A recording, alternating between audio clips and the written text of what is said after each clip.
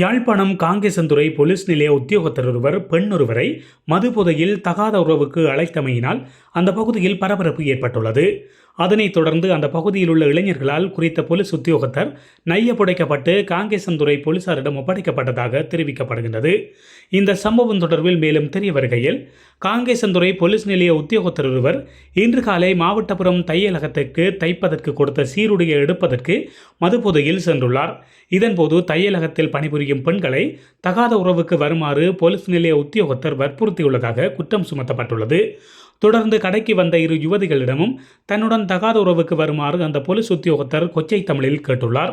அதனால் ஆத்திரமடைந்த தையலக பெண்ணொருவர் தனது கணவருக்கு தொலைபேசியில் தெரிவித்த நிலையில் குறித்த போலீஸ் உத்தியோகத்தர் கணவரால் நைய புடைக்கப்பட்டு பொதுமக்களால் முச்சக்கர வண்டி மூலம் போலீஸ் நிலையத்திற்கு கொண்டு செல்லப்பட்டார்.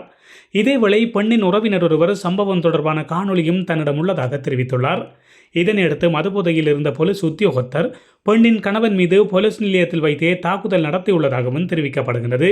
எனினும் உடனடியாக போலீசார் குறித்த உத்தியோகத்தரை தடுத்து நிறுத்திய நிலையில் போலீஸ் நிலைய பொறுப்பதிகாரி தனது அறையினுள் பாதிக்கப்பட்டவர்களை அழைத்து சமரசம் செய்யுமாறு கேட்டுக்கொண்டதாகவும் தெரிவிக்கப்படுகின்றது. யாழ்ப்பாணத்தில் நடந்த இந்த சம்பவம் பெரும் பரபரப்பை ஏற்படுத்தியுள்ளது.